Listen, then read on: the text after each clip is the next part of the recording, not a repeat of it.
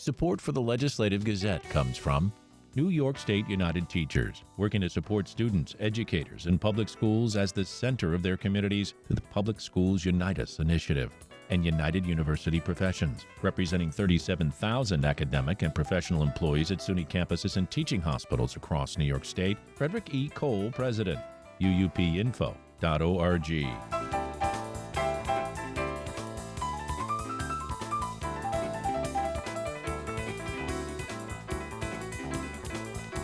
New York's migrant crisis has once again become a political issue between Democrats and Republicans. This time it's playing out in state budget negotiations. The Legislative Gazette's Karen DeWitt reports. Governor Kathy Hochul is proposing spending $2.4 billion to help house and feed some of the over 160,000 migrants who have entered New York during the past year. She wants to take $500 million from the state's reserve funds to help pay for the migrants' needs. She outlined her plans at her state budget presentation in January. But because the number of migrants and the expenses have only grown, I am proposing that we draw $500 million from state reserves that are intended for one-time emergencies like this. Hochul also wants to slow the rate of growth for funding school aid. She's proposing changing the way that the annual inflation rate is calculated and ending a provision called Hold Harmless that guarantees each school district never gets less money than it did the previous year.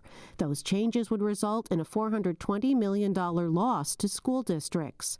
The governor says the migrant and school aid proposals are unrelated, but Republicans, who are in the minority in state government, see a connection. Senator Jack Martins, a Republican from Long Island, spoke at a news conference to support school funding, where he said schools in his Senate district face reductions. At a time when she's cutting education for our children, she's prioritizing spending $2.4 billion on a self-created migrant crisis. He blames policies begun by Democratic administrations in local governments, including designating New York City as a sanctuary city for immigrants. The residents of my district and residents across this state did not vote for New York State to be a sanctuary state. They did not vote for New York City to be a sanctuary city. They didn't vote to have undocumented immigrants come into our country and take over resources that were meant for our communities and, most importantly, in this case, for our children and our schools. Hochul says the GOP is conflating the two issues and twisting the narrative. She says Republicans in New York should instead call on their leadership in Congress to sign on to an immigration reform deal that has bipartisan support in the U.S. Senate. It's like somebody sets their house on fire and then complains it could take so long for the fire department to respond. On Monday, Hochul called out New York's Republican congressional delegation to back the deal. She says together they have enough votes to get the immigration reform approved, which Hochul says would limit border entry and bring New York billions of dollars to help house and feed migrants who are already here. The 10 Republicans who have enough just by banding together to support their state, they have enough of a voice to work together with the Democrats and have enough votes to make sure that this can become a reality. Shortly after Hochul spoke, the House GOP leadership issued a statement saying for the second day in a row that the bill is dead on arrival. Hochul is accusing the GOP of wanting to keep the chaos going for political advantage in the 2024 presidential election, where President Joe Biden is likely to face Republican former President Donald Trump. Senate Republicans say when it comes to school aid funding, they will work to see the cuts restored. Senator Jim Tedisco, a Republican from Saratoga County, spoke at a recent budget hearing. He also criticized Hochul for wanting to use state reserve funds to ease the migrant crisis instead of directing that money to schools. I and my conference are not going to go quietly into the night if this or any other budget tries to balance itself on the backs of our kids, their education, their future, or the taxpayers of New York State. On that topic, New York Democrats, at least in the legislature, agree. While they have not contested the governor's proposed spending on migrants, they also say that they want to restore the school aid cuts. In Albany, I'm Karen DeWitt for the New York Public News Network.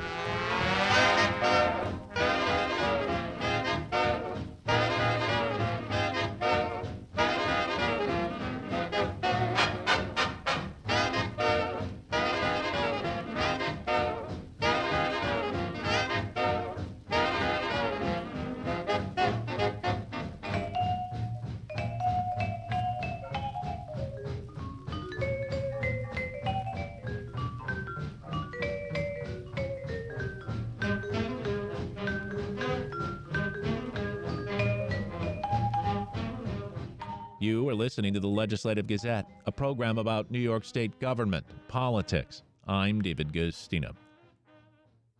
This week, I sat down with Albany Mayor Kathy Sheehan, who's also president of NYCOM, the New York Conference of Mayors. The group was lobbying the legislature this week, and Sheehan testified at a hearing calling for more aid to local governments. Sheehan also wants Albany to get its fair share of state aid, since the state pays no taxes on the property where state government sits in the capital city. Yeah, we do get a pilot payment that is scheduled to expire in the 2030s, which is just around the corner. And so we were successful in convincing the state that the city of Albany as the capital needed some additional funding, and that's the $15 million of capital city funding. But what we are suggesting be done now is that the Section 19A, the section of the state law that provides all municipalities where the state owns property and takes over private property and uses it for a public use and takes it off the tax rolls, that be amended to have a set amount that includes the capital city funding, that takes into account the fact that 64% of our property is not taxable. More than half of that is owned by the state. And we want that indexed with the tax cap so that we don't have to worry every year what's going to happen. Certainly don't want to be worrying as the original 19A payments for the Empire State Plaza start to decrease and then eventually go to zero. That's just not right. We're never going to get that 90 acres back. It's never going to become taxable property. And so we need a permanent payment for that. So that's what we're suggesting. And we will see what happens with that. We're very grateful. The governor, for the third year in a row, included our capital city funding in her budget. I expect that it will be in the one House bills because we have a great relationship with the Assembly and with the Senate. I've been over there for years now talking about this, and they really seem to get it. And there's Democratic supermajorities. If there's any time when you'd have the most favorable ears to hear your plea, this would be it, wouldn't it? I would think, and I think that really what we're looking for, again, is this permanence. Let's change the law. Let's not have to have whoever the mayor of Albany is come in every year with their hand out. Let's give us a baseline, because even with all of this money that we're proposing, the pilot payments and the capital city funding, per capita, we're still at half of what Buffalo receives. So this is not us asking for something that is outsized. Is this because population is the formula they use? It's not just population. It's really unclear what the formula is for the unrestricted aid. That would be good to know what that formula is, wouldn't it? Well, yes, and there were spin-ups that happened when different municipalities over the course of decades, because this direct aid to municipalities has been in the budget for decades and decades and decades. So there were changes that were made when a particular city was undergoing fiscal distress. I don't want to take money from any municipality, but the other thing that we were there talking about was the unrestricted aid. That's money that basically it takes our progressive income taxes, which we're sending to the state, and it takes a very small portion of that and it sends it back to cities based on need and allows cities to have that funding to hire police officers, firefighters, do infrastructure projects. And that money has not only not increased in the last 15 years, it's actually decreased 9%. So literally actual dollar 9% decrease. I'm not playing games with inflation. It literally has not grown. Period. Full stop. We receive $12 million in 2009, and we receive $12 million today. So inflation is up 32% since the last time they increased AIM, and we have continued to see significant challenges with respect to workforce and our ability to fill the gap. And so what we're asking is just index it to inflation at a minimum so that we can get this direct aid. The aid formulas for the schools have gone up. The state is spending more money in lots of other areas, and we want to ensure that our cities have the ability to not rely solely on those regressive taxes, sales tax and property tax, to fill the gap. Yeah, well, and therein lies the next question. I mean, you've got such a diverse number of cities across the state, and you take a giant city like New York, and there was Eric Adams making his plea. And then you got Albany's mayor, Kathy Sheehan, of course, the head of the New York Mayor's Conference with us today. And you've got little small town mayors that have needs as well. So maybe give us a sense of how you guys get together and decide how you're going to come forward and present a unified plan, and then what do these actual dollars go toward? Sure. So, as far as building consensus among the mayors, as the president of the New York Conference of Mayors, you're absolutely right.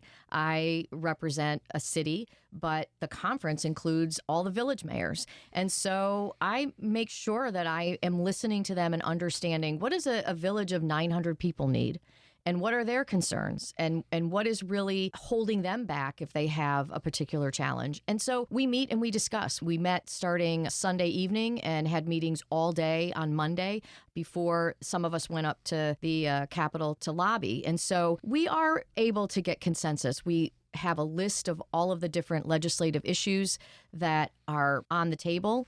We vote and determine which are going to be our top 10 priorities. We have discussions around those so that we can ensure that we're fairly representing everything from New York City all the way up to a village in the North Country. So that is part of the process. And one of the things that we hear and one of the things that we are lobbying for is a pool of money for water and sewer, very similar to the pool of money that exists for roads. There's funding in the budget that's called CHIPS funding, and it's formula-based, and it allows municipalities to know, all right, every year I can predict how much money I'm going to get for paving my roads. So I know how much I have to bond myself, what projects are going to be achievable, and I can plan out. I can look out 5 years and figure out what I'm going to be doing with that. We'd like to be able to do the same thing with water and sewer. Many small municipalities don't have the staff to apply for the grants that are available. We're grateful for the grants that are available. It's wonderful,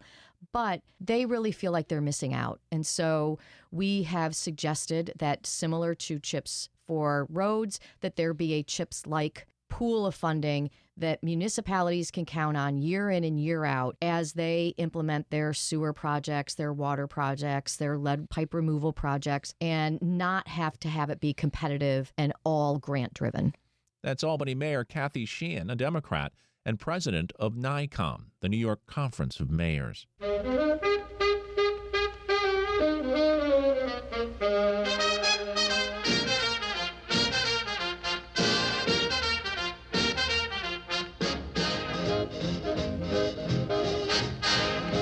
You are listening to the Legislative Gazette, a program about New York State government, politics. I'm David Gustino. Efforts in New York State to legalize wine sales in grocery stores have been fiercely opposed by liquor store owners for nearly 2 decades, and the issue is back again this year. The Legislative Gazette's Dave Lucas with more. Legalizing wine sales in grocery and convenience stores, along with the inclusion of streamlining liquor licensing and application processes, were raised in Governor Kathy Hochul's State of the State. The Democrat announced her intent to update alcohol and beverage control laws last year. Paul Zuber is Executive Vice President of the Business Council of New York State. There are 40 other states that have wine and grocery stores. 40 other states, right? So it's working in 40 other states. Now, I will admit that not every state's law and the way every state has done it is perfect, right? But there's a lot of different models to choose from. And I think when you look at the polling, the public in New York State wants wine and grocery stores. The general public wants wine and grocery stores. They want to be able to go to the grocery store, pick up their groceries, and buy a bottle of wine. In a November Siena College poll, New York voters supported being able to buy wine in grocery stores 75 to 19%. The survey included at least 2/3 of voters from every party and every region. Opponents argue it would put many small liquor stores out of business and cost the state thousands of jobs. Joe Maloney owns the wine shop on New Scotland Avenue in Albany. I think as a small shop owner, it's going to have a big impact on my business. We don't rely as much on the big national brand items as some of the bigger stores do, but it would still, I think, put a dent in our business because people will choose to get those items at the store, the grocery store, while they're there.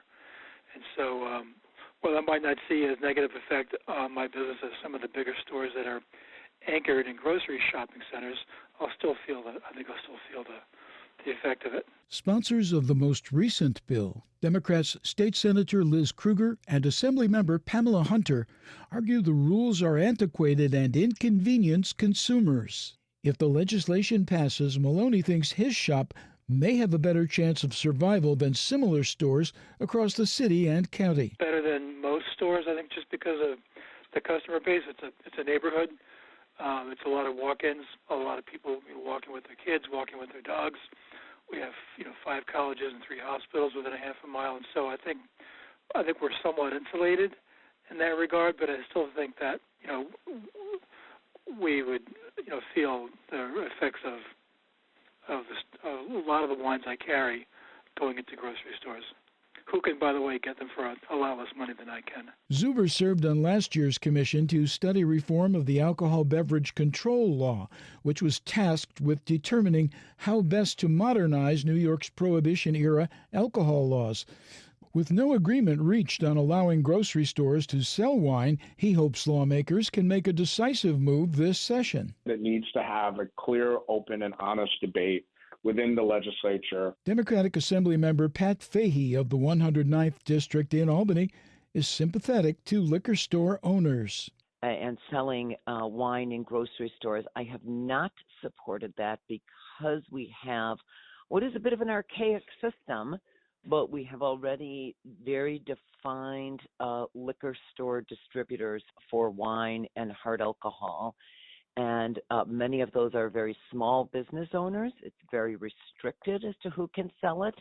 And I don't think it would be fair to allow more corporatized large grocery stores to compete with these small business owners. For the Legislative Gazette, I'm Dave Lucas.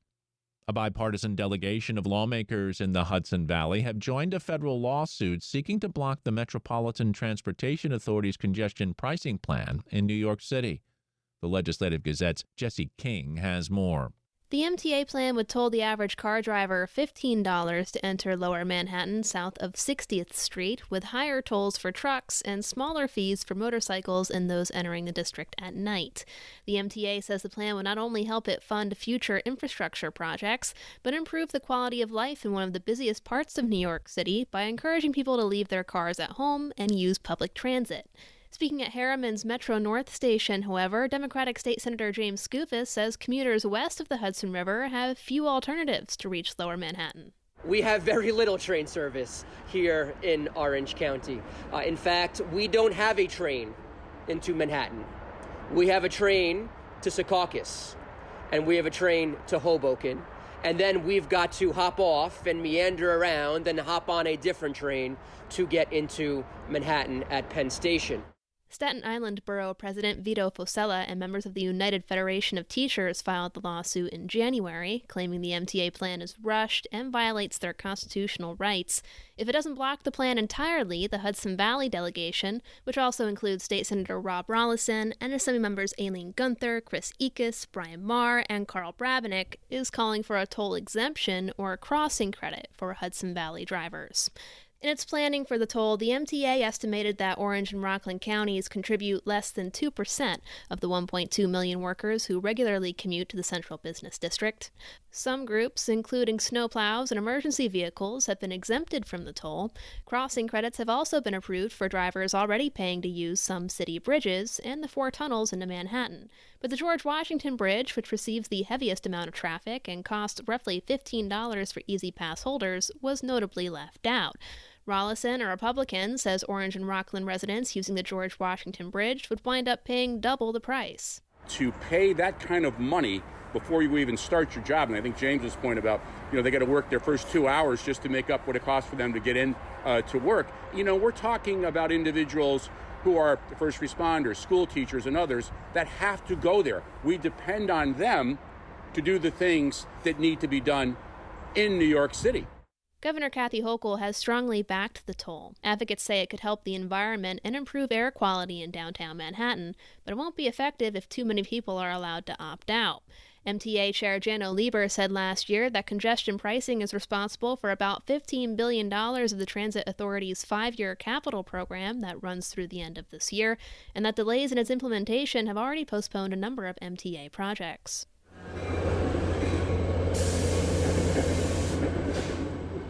The Hudson Valley delegation rejects that argument. SCUFA says the COVID-19 pandemic has been the main contributor to project delays, pushing everything out by about 2 years. Simon Ekus, a fellow Democrat, says Orange and Rockland counties have been partially funding the MTA for decades, only to receive lackluster service. The MTA has been functioning without congestion pricing for decades. We've been supplying them, as mentioned by the senator, with the money to do the upgrades. And here in Orange County, Rockland County, we haven't seen those upgrades. And that was with what I consider fairly recently, as I mentioned, that MTA payroll tax. And so we're paying for nothing right now. Our residents are being taxed with absolutely nothing coming back to them. In a statement, MTA spokesman Aaron Donovan maintains Orange County and other suburban counties were exempted by the state when it increased payroll mobility taxes in New York City in 2022, and that the Port Jervis and Pascack Valley lines were left out of the past 3 fare increases for the Metro North. He says the MTA allocated roughly $227 million to the lines in its latest capital plan. The MTA expects to hold a final vote on the toll and implement it this spring. Democratic Congressman Pat Ryan of the 18th District is calling on the MTA to hold in-person public hearings in the Hudson Valley. For the Legislative Gazette, I'm Jesse King.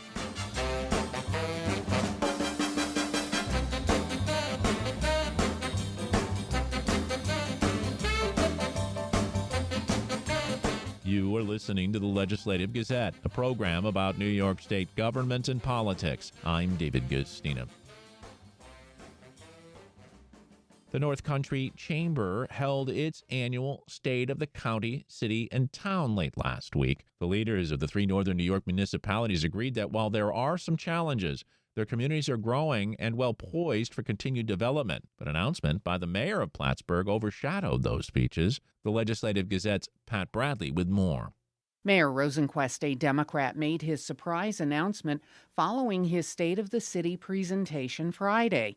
Plattsburgh City Democratic Committee Chair Susan Moore says there has not been a scramble yet by potential candidates to announce a campaign. I've heard rumors, okay, so I can't possibly give you any names because I have heard just rumors, names start flying. Just based on the rumors, apparently there's some people that have some interest in running.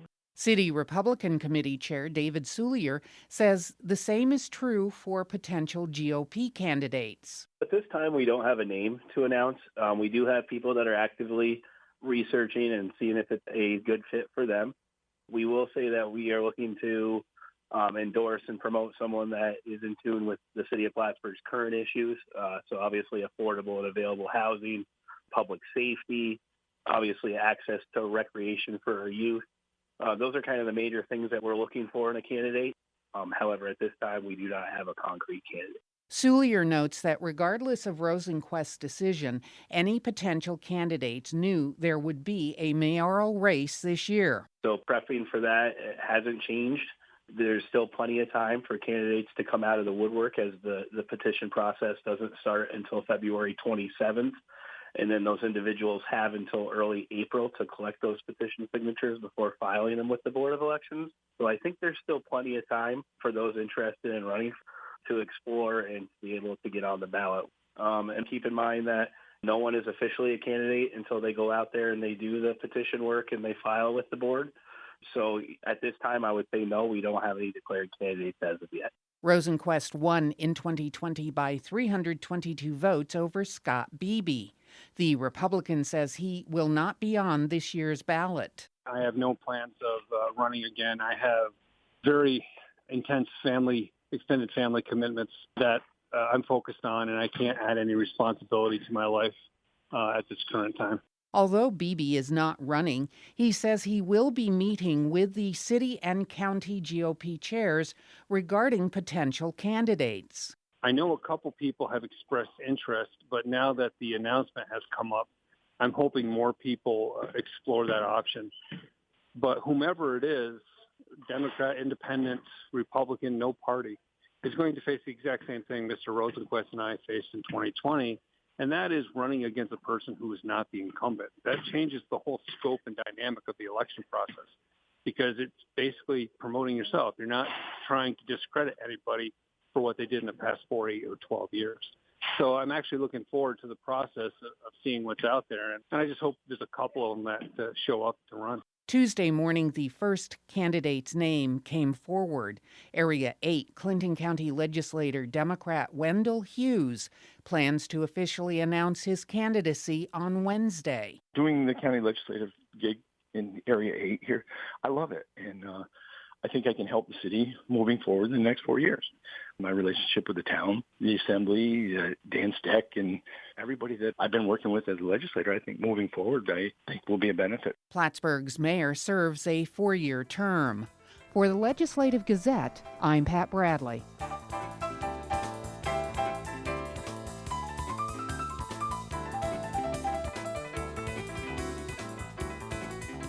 And that about does it for this week's show. The Legislative Gazette is a production of WAMC Northeast Public Radio. We had help from the New York State Public News Network. You can listen to the Legislative Gazette anytime at WAMCpodcast.org or anywhere you get your podcasts. Look for program number 2406 and join us again next week at this same time. For more news on New York State government and politics, for the Legislative Gazette, I'm David Gustina.